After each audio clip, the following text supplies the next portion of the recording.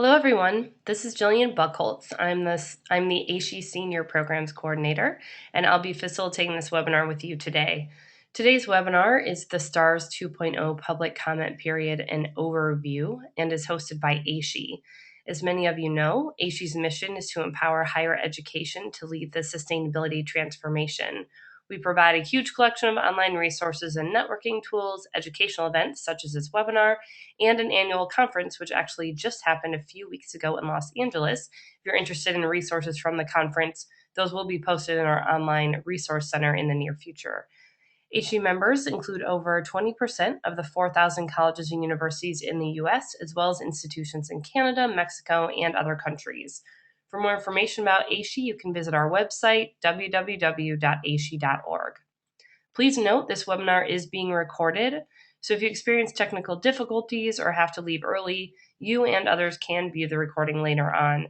Presentation materials will be posted to the STARS website, stars.aashe.org, with a video of the webinar shortly after the live broadcast. We post all the materials from the webinar in webinars in the news and events section of the STARS website.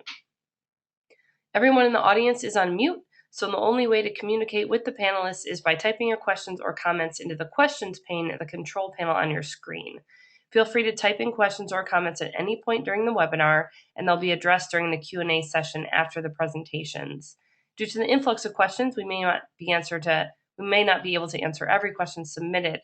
So if your question is not addressed, you can email it directly to stars@aashe.org, and a staff person will get back to you. I would like to note that on this webinar in particular, we're hoping to get a lot of questions from the audience. So there will be ample time at the end for your questions. So at any time during the broadcast, you can type those questions into the questions pane.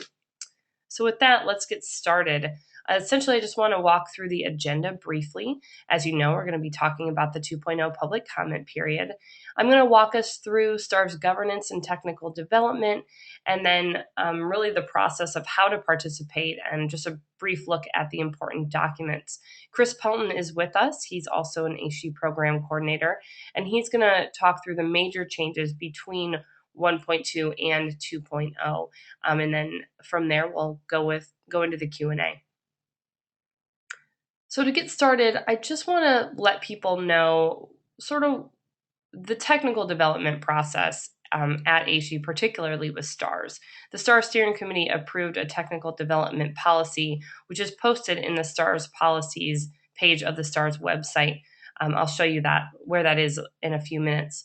But essentially, when we're working with STARS and we're making updates to the system, specifically the technical manual, there's minor changes and there's major changes. Minor substantive changes are when STARS goes from 1.0 to 1.1 or 1.2. Those are minor changes. A major change is when we're moving a whole number, for example, 1.2 to 2.0. And really anything is possible with a major revision. Examples of some of the things that can be included in that are adding or deleting credits, consolidating credits, changing the approach of a credit, a point allocation can change as well as what the credit criteria is, overall calculation of scores and ratings can change, as well as requirements for verification.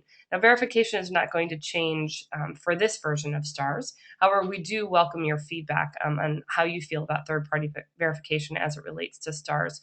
So it's possible that some of these things will be happening, maybe some, but maybe not all. And I also want to note that STARS 2.0 right now is in draft version. So what you're seeing in the 2.0 comment period is a draft, and we're really looking forward to your feedback on it so that we can make these changes for the final version. Now, decision making, how does it work essentially? How do we make the changes that we make in the STARS technical manual? And really, it's all based on feedback that we get from the higher education community. Really, we take your feedback, however it's submitted to the STARS staff, whether it's through emailing stars@aashe.org, posting something to the forums, a direct email to a staff person at AASHE. We take all that feedback and we share it with our technical advisors. And they take an extensive look at everything that is shared and based on their expertise, make proposed changes to the credits. Now, those proposed changes are then shared with the steering committee, and they deliberate on what's approved and what's not approved. Maybe they make some edits to these proposed changes, that sort of thing. Now, whatever the steering committee approves in the draft is then taken into the public comment period, and that's where we are right now. So I just want to walk over to the STARS website here and show you guys where some important documents are. So here we are on the home page. I'll show you where that technical development policy is. If you click on the About page, scroll down here, and you'll see a link for STARS policies under the governance section of the website. If you click on the STARS policies link, you'll see several of our approved policies. And down here towards the bottom is the technical development policy. And you'll see that the policy is linked here as well. It's a PDF. You're welcome to download that at any time and take a look at what the development policy is and the one that we follow when we're working on developing STARS in different versions. Now let's get started with the public comment period and how to participate. So essentially, you'll go to the STARS website and click on the Get Involved link here in the purple toolbar at the top.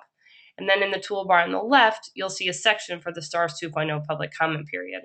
Clicking on the bolded link is going to take you to our main landing page.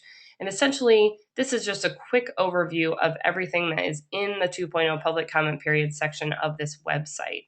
There's a brief introduction.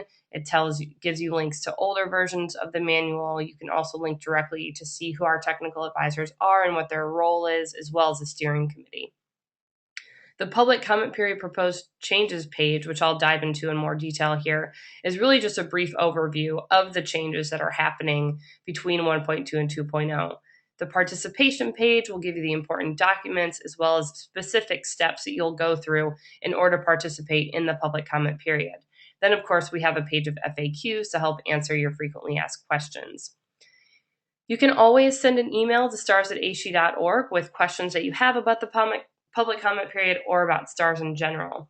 I should note that the public comment period will end Friday, November 30th, 2012. That's about a month from today. These documents are lengthy, so you want to make sure that you give yourself ample time to submit all the feedback that you'd like. And then, of course, we have some appreciations here, appreciating our technical advisors, steering committee, and partner organizations, as well as the higher education community for making the public comment period possible.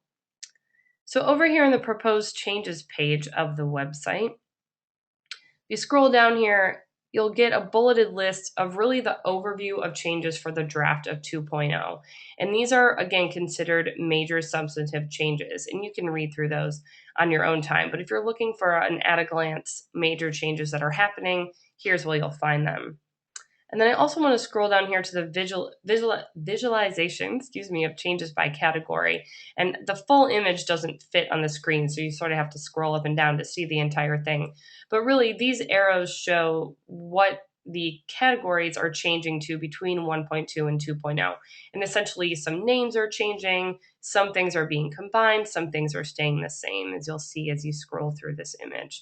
So I encourage you after the webinar to take a look at the details here on this overview page. Now going over to the participation link, I think this is really where the meat, if you will, is of the public comment period. We've outlined this page in different steps to help keep you organized and keep you on track regarding what you should be looking at and thinking about when you're participating in the public comment period. The first step here is really just reviewing key documents. There's the STARS 2.0 vision statement, which was posted in January and is really intended to respond to the comments and questions that staff and the steering committees have heard from the sustainability community prior to that time about STARS. So feel free to review the 2.0 vision statement if you haven't already. We talked about the technical development policy already. Then here's where we get to the good stuff, the summary of proposed changes document. This is really an at-a-glance overview of the major changes being proposed. You can take a look at this and see what the edits might be to the introduction, updates to different categories, and certain things like that. I should remind you that there are different pages to this document. So it's a 6-page document. Make sure you look at all the pages to make sure you're seeing all the proposed changes. Down here, the proposed STARS 2.0 technical manual. Now we have a clean version of this document as well as a tracked changes version. They're essentially the same thing. One just has the track changes saved while the other does not. So if you want to see the down and dirty version of the technical manual and the different things that changed from 1.2 to 2.0, you're going to want to look at the track changes version. If you want a clean version to look at and not see what the changes were made within the document, you'll want to check out that clean version. Both are PDFs. So once you take a look at all these documents, the next step here really is to submit feedback. There's a link to the public comment form on this participation page, and this is the form where you will be submitting all of your feedback on STARS 2.0 draft for public comment. Now, while you're working on submitting your feedback, or before or after, we also ask that you complete the STARS 2.0 system-wide issues survey. This survey really looks at larger picture ideas like category weighting, scoring methodologies, data verification, that sort of thing. It's pretty short, 6 multiple choice questions, shouldn't take you more than 15 minutes to complete, and it's really looking at bigger picture potential changes to the STARS technical manual between 1.2 and 2.0, and we'd really like your feedback here as well. So, of course, review the document. Step 1, Step 2, submit your feedback through the public comment form, and Step 3, make sure you complete that survey for us. And then the last page here, as I mentioned, is really just an FAQ. Lots of questions that we've been getting from folks already. We take those and turn them into FAQs so that they're available for other folks to see. If there's something not on this page that you have a question about, or something that you would like to have posted here, just shoot an email to stars@aashe.org and let us know. Again, you can always email us and ask us any questions that you might have about the public comment period or about STARS in general. We're happy to answer those. So when you get a minute after this webinar, I hope that you get some time and can review the website in more detail. But until then, let's go back over to the presentation here and take a look at some additional changes that are happening that are really major in the system. And I'm going to pass over to Chris Pelton at this point, and he can walk through the major changes with us. Yeah, thanks, Jillian. Hi, everybody. So to start off, those of you that have had a chance to look at the technical manual, the draft technical manual, probably noticed that there are a lot of changes being proposed for 2.0. And I just want to point out that the vast majority of those changes are really small things. They're like clarifications, new standards and terms, simplified titles, things like that. Basically, a lot of small improvements based on the feedback we've gotten over the past couple of years or so. So because there's so many small changes, what we'd really like to do now is sort of highlight some of the more substantial changes that are being proposed. And as I go through this, to avoid confusion, please note that when I'm referencing a credit number or title, I'm referring to the number and title being proposed for 2.0, not to the number and title used in previous versions of STARS, because they are different in most cases. Okay, so to begin with, there are a couple of really high-level changes being proposed that would impact multiple credits. The first of these is a move from a system of 2 tiers of credits to a single tier. So if the draft goes forward as it is written now, STARS would be streamlined a lot. It would go from 139 credits in STARS 1.2 down to 70 credits in 2.0. And this would be accomplished primarily by moving to the single tier credits. So as you'll see in the draft document, the content of the old tier 2 credits is now consolidated into other credits wherever possible. And that's done either as optional reporting fields in related credits, or in a few cases in brand new credits that sort of group those strategies together in a single credit. And the intent of all this is to reduce the reporting required to complete STARS, and also, I should say, to give each institution a little more flexibility about how they go about achieving outcomes. So to give an example, like STARS in the 2.0 draft, we continue to award points for reducing the amount of waste produced. But it would leave how that was accomplished up to each institution.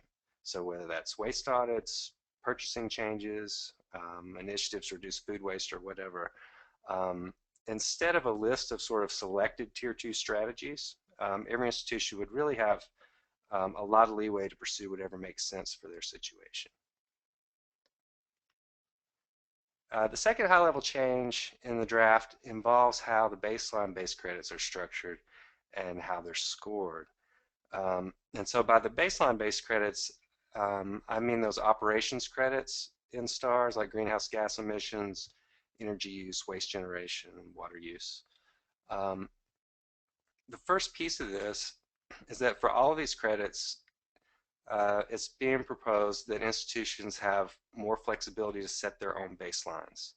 Um, as you probably know, in previous versions of STARS, everyone was required to use a 2005 baseline. This proposal would give everybody more flexibility along those lines.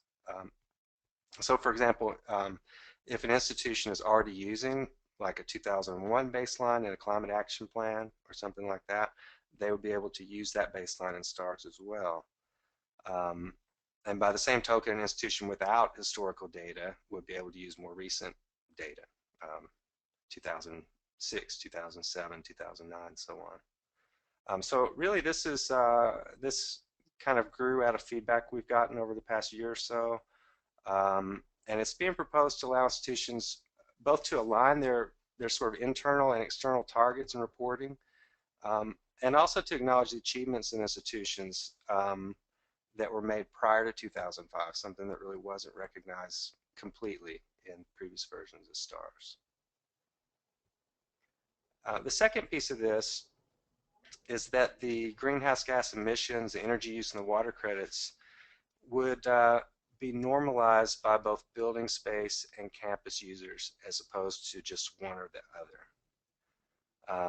So in other words, like energy use would be based on energy use per square footage and energy use per weighted campus user. And this is being proposed really in recognition of the fact that the drivers of resource use vary from campus to campus. So for example, the primary driver of water use on one campus might be population, while on another it might be buildings. And so this change, sort of having multiple normalization factors, is it's intended to better account for that in STARS than it has previously. The third piece of this, which is a little more complicated, there's been a lot of discussion within the technical advisor work groups and the STARS steering committee about sort of the inherent limitations of assessing performance in relation to baselines. And so acknowledging those limitations, but also recognizing that there's really no single perfect solution to that. A new approach is being added to some of the credits. And this approach we're calling performance thresholds. And it's a piece that's being added, for example, to the greenhouse gas emissions credit, the energy consumption credit, and the waste generation credit in 2.0 draft. So basically these thresholds are standardized levels of performance or benchmarks. And so, you know, these thresholds are something to which actual performance of a campus can be compared. So where a baseline-based approach, basically you're assessing how you're performing now to how you performed in the past. The threshold-based approach assesses how you're performing now to an absolute standard, like X tons of waste per weighted campus user. How is my campus performing compared to that standard? So the way this idea is being introduced into the draft is kind of interesting. It's as a complement to baselines in the draft instead of, it's not replacing them. So basically half the points available for each of these credits would be awarded based on performance compared to baselines, and half of the points available would be awarded based on performance compared to the thresholds. So it's really looking at the two questions side by side. Like, how is my campus performing compared to how it did in the past, and how is my campus performing compared to a standard reference point or threshold? And I should interject here. The thresholds that are in the draft were calculated using STARS data. If you're interested in kind of digging into that, there's a sort of a brief description of the methodology in the standard and terms sections of each of the credits if you want to look into it further. So in any case, to kind of summarize this, there's been a lot of discussion about this issue. There's really not been any consensus on a single best way forward. So the steering committee really agreed to put forth this sort of combined approach for public comment. So we really want to hear what you think about this. And this is an issue you can comment on a credit by credit basis using the online public comment form that Jillian mentioned, or else it's also included in the system-wide issues survey. There's a question actually dedicated to there, so we really want to hear from you on this. Okay, now what I'd like to do is kind of dig in and highlight some of the more substantial changes within each STARS category. And again, I'm not going to talk about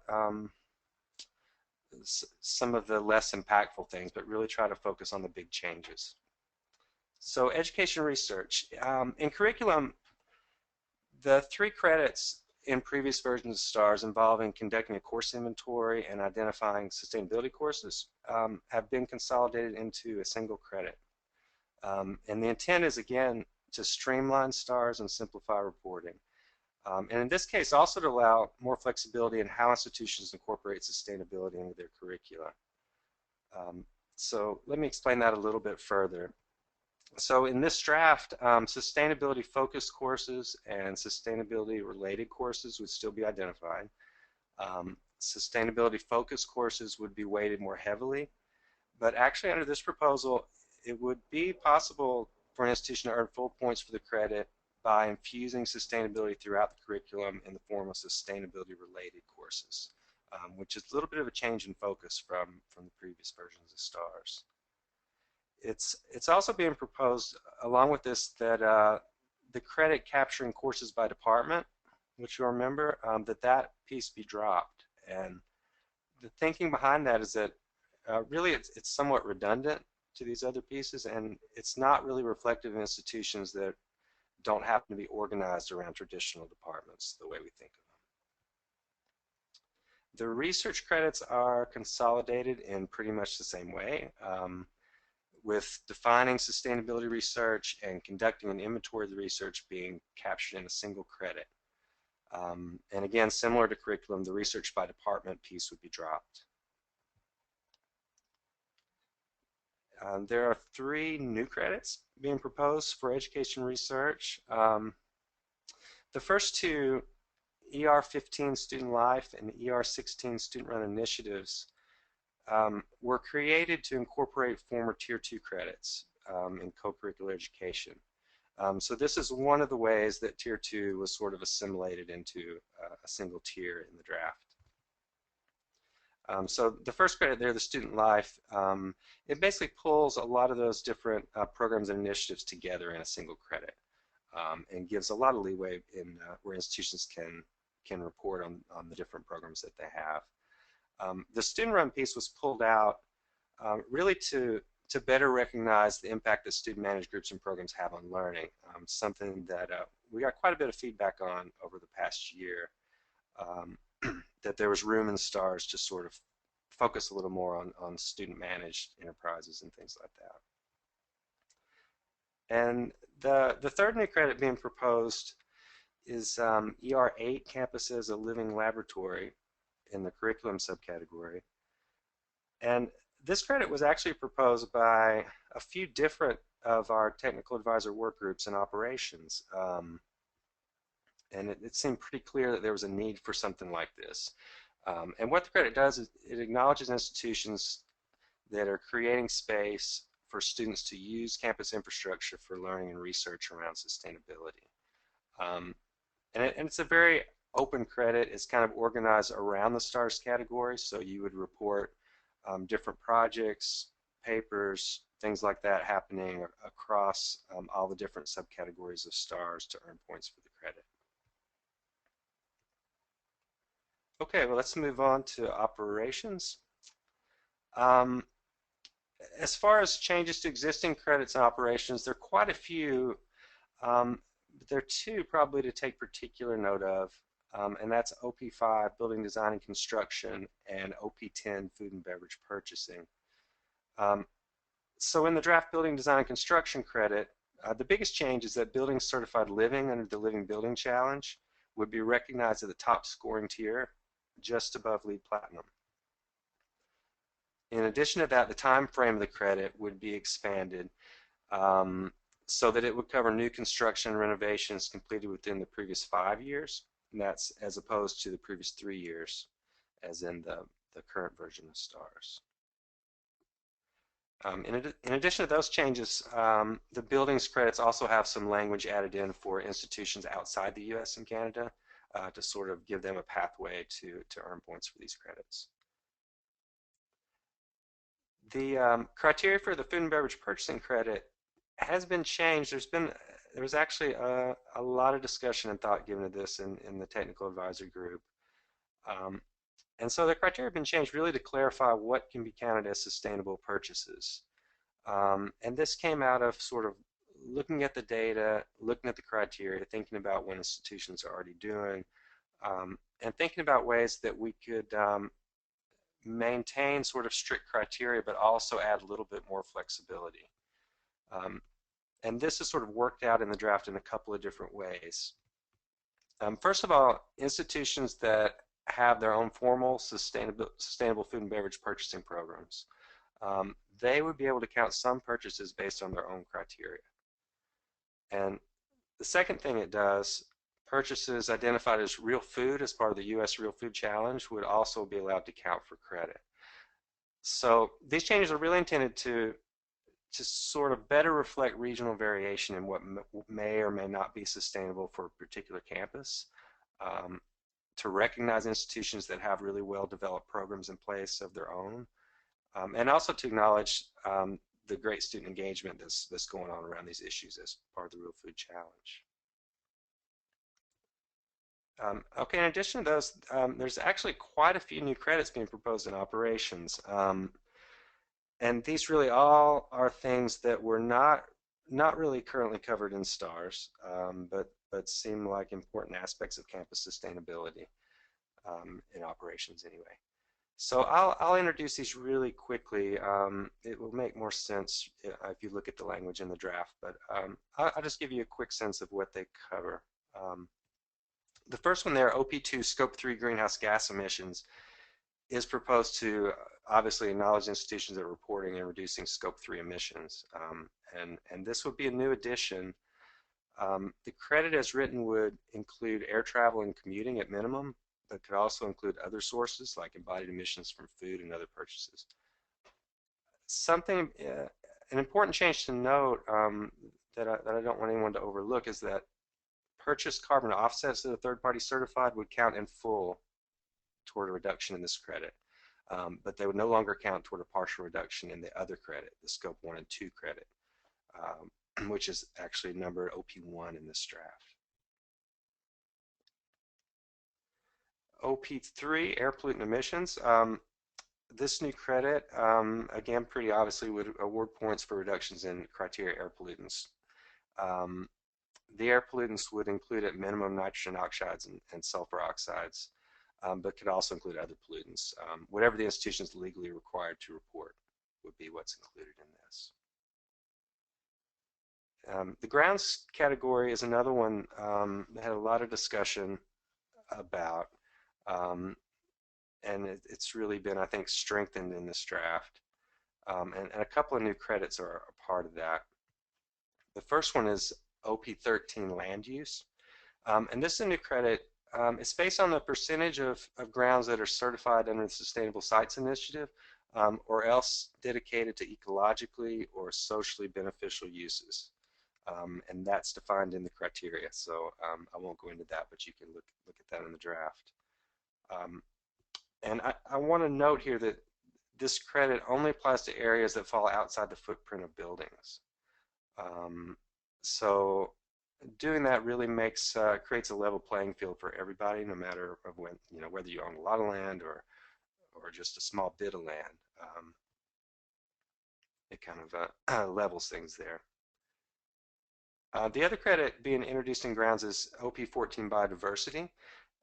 And this is pretty straightforward. It awards points for conducting biodiversity inventories and for taking steps to protect whatever vulnerable species and sensitive areas are on campus or that the campus impacts.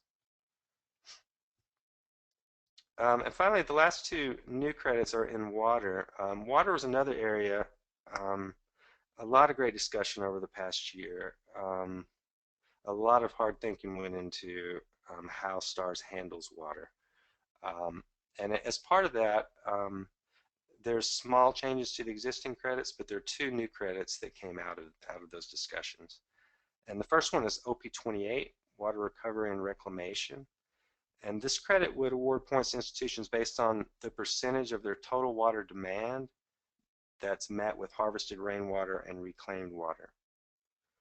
Um, and I also want to say that this credit, as written, would not be applicable to institutions that are legally prohibited from using water from those sources. So just want to make that clear. The other credit in water is wastewater treatment credit, OP30. And this is based on the percentage of wastewater that's handled using ecologically preferable treatment methods, which again are spelled out in the credit criteria.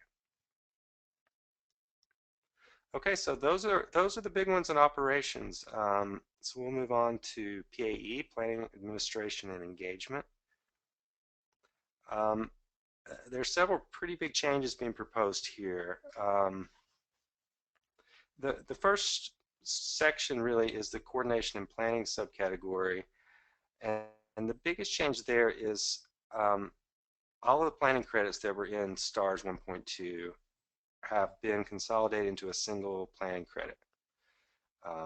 And so in the new PAE2, Sustainability Planning, it's really a switch of focus. The new credit looks at reporting campus objectives, strategies, and timeframes.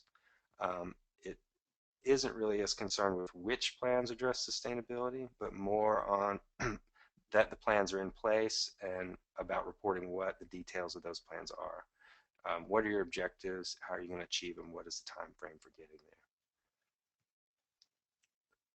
there? In the diversity and affordability subcategory, again, a lot of little changes there, a lot of new definitions. Something we definitely want to call your attention to is PAE 7, affordability and access. Again, a lot of discussion around this. This is such an important issue. And we have included a new metric in this draft that gets at how affordable and accessible an institution is. And that is a part 2 in this credit. And the metric is the percentage of students that are low income. And so basically, the maximum points for that part of the credit are awarded if an institution, if low-income students make up at least 30% of an institution's total student population, undergraduate student population. There was clearly a need for a better measure of affordability and access, and this addition, I think, seemed to be the most efficient way to move forward, partly because it taps into data most institutions already have on hand. So you can use the percentage of students that are eligible for Pell Grants in the U.S., for example, to report on this credit. Another credit that got a substantial sort of reworking is the employee compensation credit, PAE 8. And the criteria have changed pretty significantly. The revised credit really lays out, I think, much more clearly a number of different options for defining and assessing sustainable employee compensation, whether that's having a specific policy, linking to a local standard. It also introduces a way to use national poverty guidelines to evaluate your wages and benefits. Another thing the credit in the draft document does is it pulls employees and contractors out into a new credit. Including the contracted workers alongside employees, like was done in the previous versions of STARS, has really proven to be a pretty big challenge for some institutions.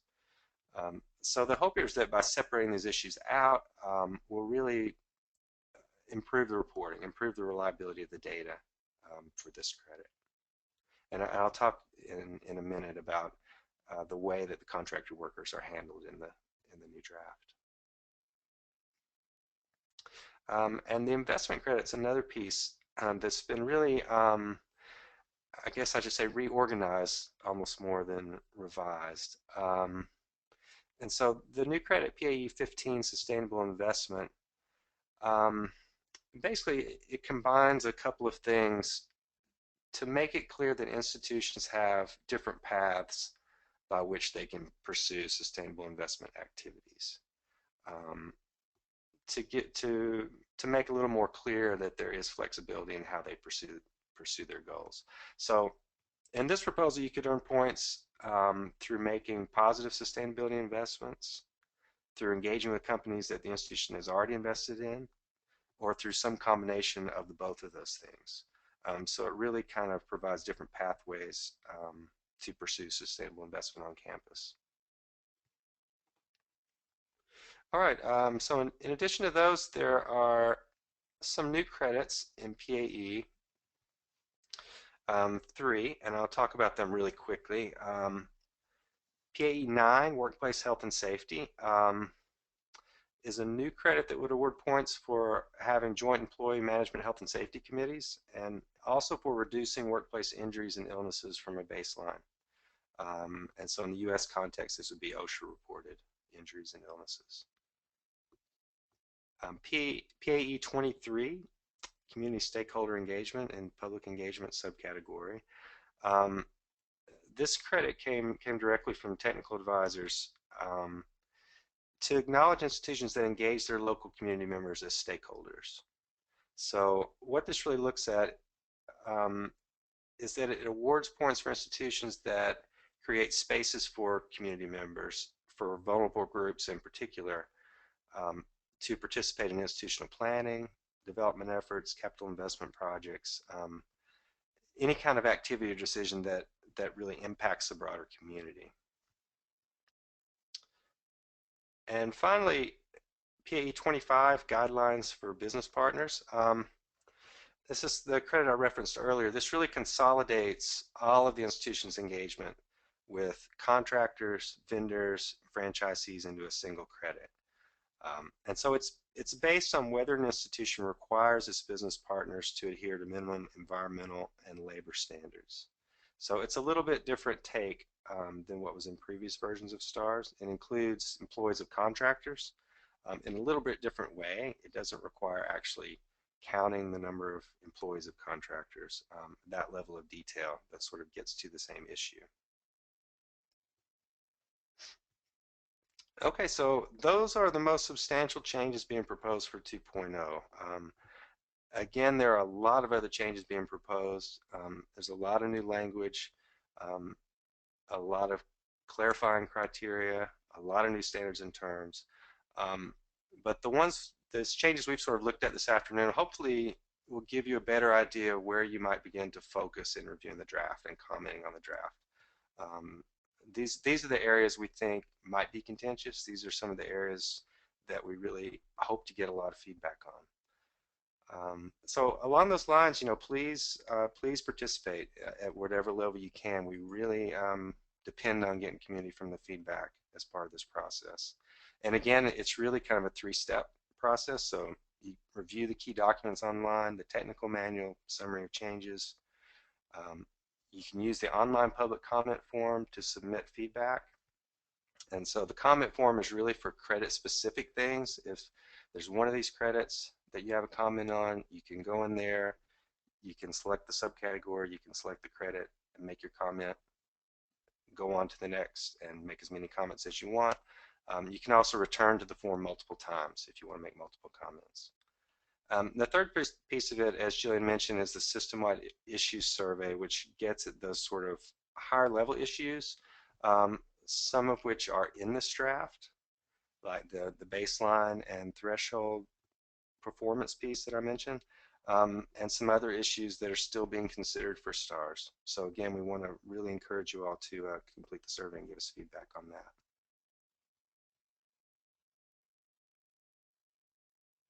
Great, thanks, Chris. Really informative, good overview of the big things that are happening between 1.2 and 2.0. At this time, we're going to open it up to questions, and we hope to get a lot of them from you. So please feel free to submit your questions through the questions pane at any time. Chris, I appreciate you mentioning that you can go back to the public comment form as often as you'd like. That was a question that I had. And I think it might be important for the audience to know that once we do get all of your feedback and the public comment period closes on November 30th, we will take all that feedback into consideration and everything will go back to the steering committee for final approval. As of right now, those are next steps, but we'll definitely keep people informed on next steps after the public comment period closes as well. So our first question here is, will the STARS 2.0 tool connect with the campus carbon calculator when it's online in 2013 and the ACU PCC online reporting tool? If we add info in one tool, can other tools automatically update from it? Chris, do you want to take this one? Yeah, I can. I think that it's certainly the intention that s- there will be the ability to link between different tools and stars. Ben Stuckey, the main web developer for stars, has developed the API this past year, which will kind of enable that process. So I know there are a lot of discussions going on. I think there's some work needed to be done to get there, but I think we're all hopeful that things like that will fall into place. I would just add to that, if you're interested in getting an API key, just send an email to stars@aashe.org and we'll get you set up with one of those. And essentially, the API is just another way to get STARS data. And if you have an IT department that's pretty active on your campus, you have a good relationship with, it's a great way to connect with them to help you manipulate different things in the STARS data. Our next question is, are community colleges at a disadvantage in points due to less research focus and no upper level or graduate courses or programs? Chris, I'll direct this one at you as well. No, they shouldn't be at all. The research credits, one of the structural things about STARS, STARS is intended to be applicable to all kinds of institutions. Um, I mean, obviously, certain institutions are going to have more difficulty with some credits, are going to find certain things more challenging than others. We think, looking at the data, it balances out in the end, more or less. But one of the things STARS does is each credit has an applicability rule. So, for example, the research credits are only applicable to institutions that are essentially research institutions. If your institution is not a research institution, that credit would not apply to you. It would not count as part of your score, basically. Um, and as far as the curriculum goes, the way the credits are structured, it's based on total number of courses. It doesn't really distinguish between graduate courses, undergraduate courses. It includes them all. So really, there would be no disadvantage either way if you had graduate courses or under. Certainly not if you didn't have graduate courses. I hope that answers that question. Great, thanks. I can take this next one, and Chris, feel free to add at the end here if you'd like. The question is it known whether or not Sierra Club and or the Princeton Review will continue to use stars for their ratings once stars goes to 2.0?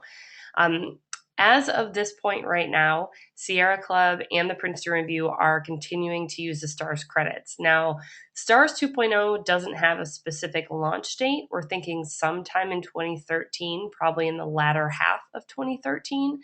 And between now and then, the Princeton Review will be completing its publication. I believe the deadline to share data with the Princeton Review to be considered is February 8th of 2013. And then I'm pretty sure the Sierra Club's deadline is going to be the end of spring, beginning of summer. And those two deadlines will most likely be before STARS 2.0 comes out. So essentially, AASHE is going to continue working with these organizations to try and streamline reporting and help institutions reduce their survey fatigue, if you will. So as of right now, these organizations will be using stars. Is that going to change? It's possible, but it won't for the next couple of surveys that come out from those organizations. Chris, did you want to add anything? No, I think that covers it. Okay, great. Okay, well, again, if you want to submit a question, please do so through the questions pane.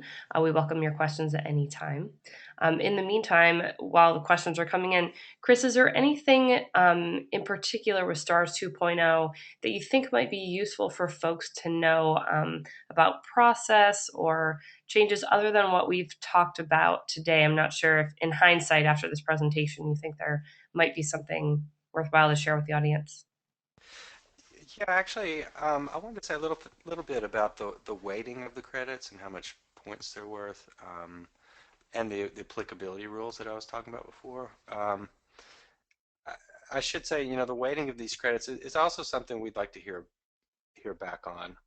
We have a process that we use to weight the credits where there's a panel of folks, and in this case, it was steering committee members and staff that go through a series of questions and evaluate each credit individually, and then get back together and discuss and allocate points for the credit.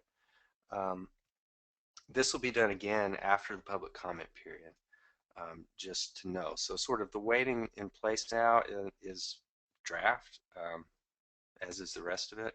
And it's also something, we'd be interested in hearing back on.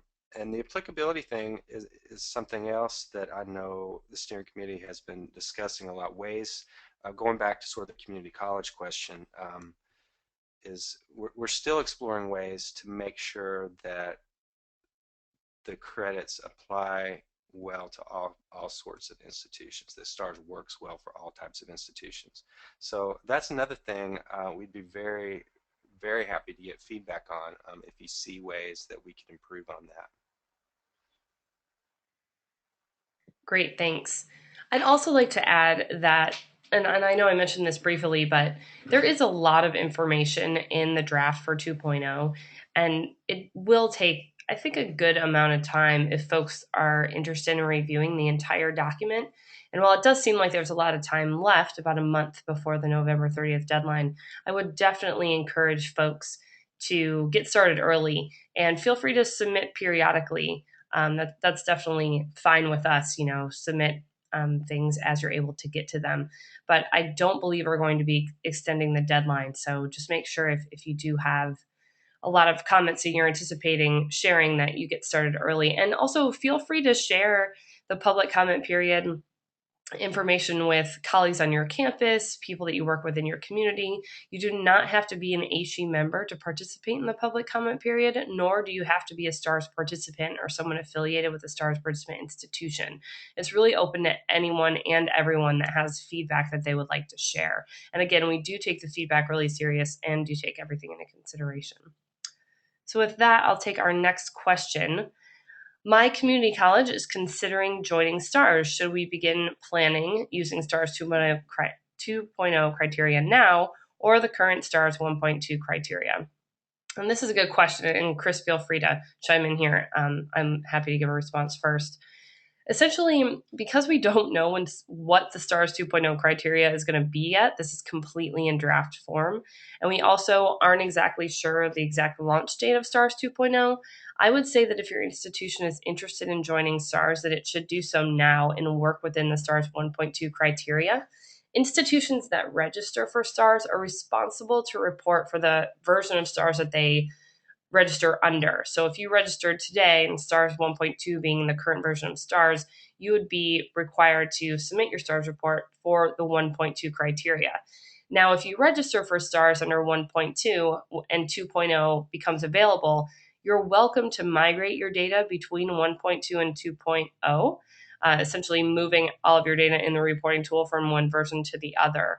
There's no charge to do that. It's really just a click of a button in the reporting tool, and it's really up to your institution to decide whether or not it would like to move in that direction.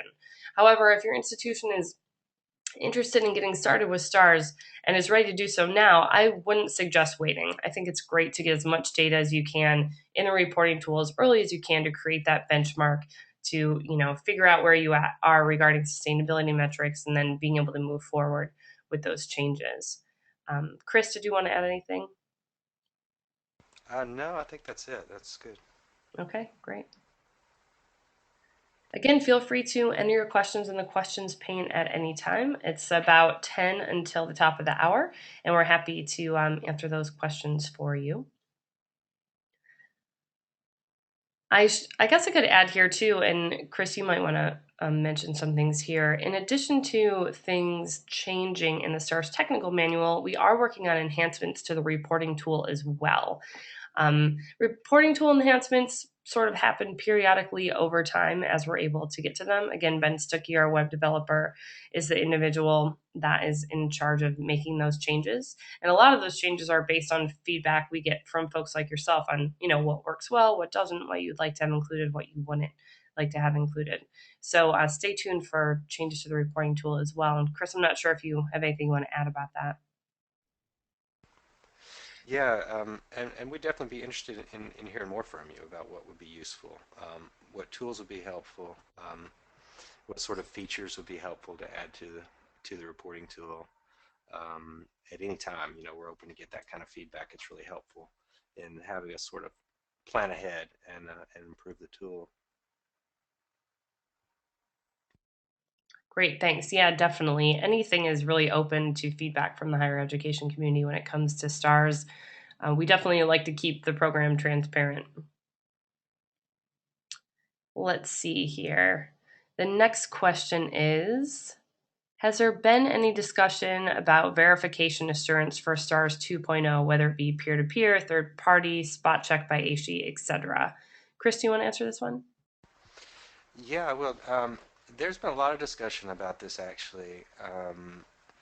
I know going back to last year, there was actually we had a survey around the first of this past year um, that asked about this question and got some feedback from the community. And there was a task force of the STAR Steering Committee actually that met this summer that discussed this in some detail.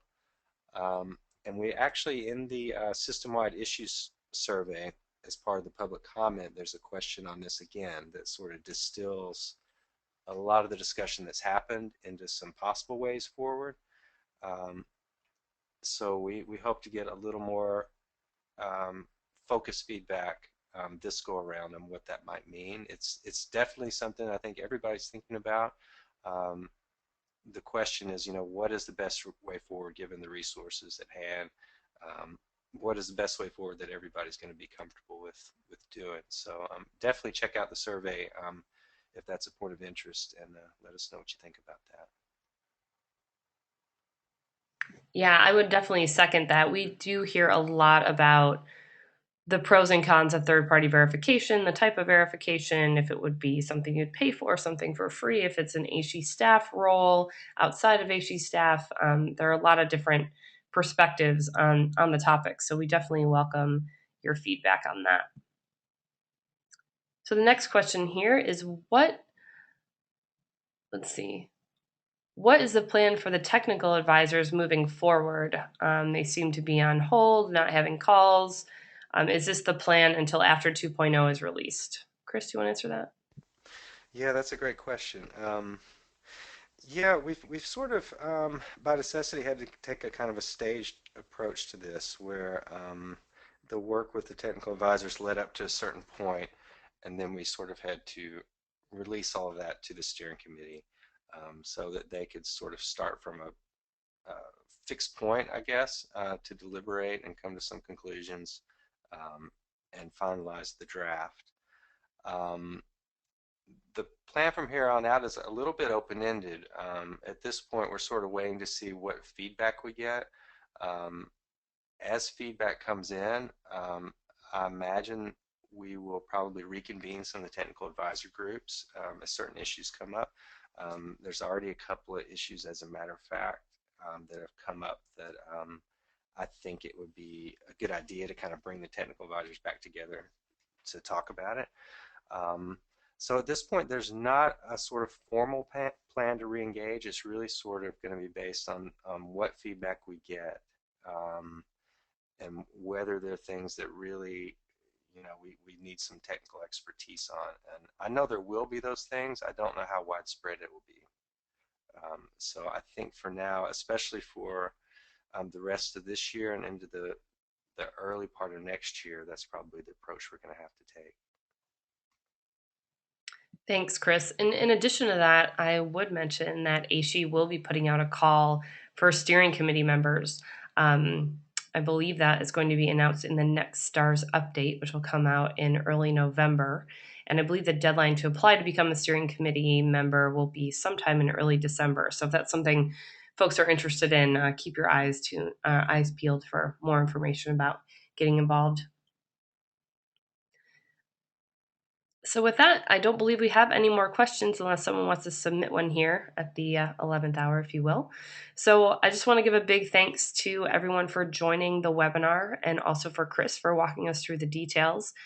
Again, to participate, don't forget to go to the STARS website, click on the Get Involved link in the purple toolbar at the top, and then on the left-hand side toolbar, you'll see the STARS 2.0 public comment period landing page, an overview of the changes, as well as a link to participation and the FAQs. Again, the public comment form and the survey are in that participation link under Get Involved. In the meantime, if you have questions in general about the 2.0 public comment period, or just want to get in touch with the STARS staff, you're welcome to do that. You can email us at any time, check out our website, give us a call, or always post something to our discussion forums, or just check out the STARS update and, of course, the AASHE bulletin too. So we hope to hear from everyone soon. Thanks again for participating. And again, this webinar will be posted to our website, stars.aashe.org, under the news and events section on the webinars page, probably by the end of the week, beginning of next week. So if you want to take advantage of the PowerPoint presentation, which will be in PDF form, or the video overall, you're welcome to do that. Thanks again, and we'll talk to you all soon.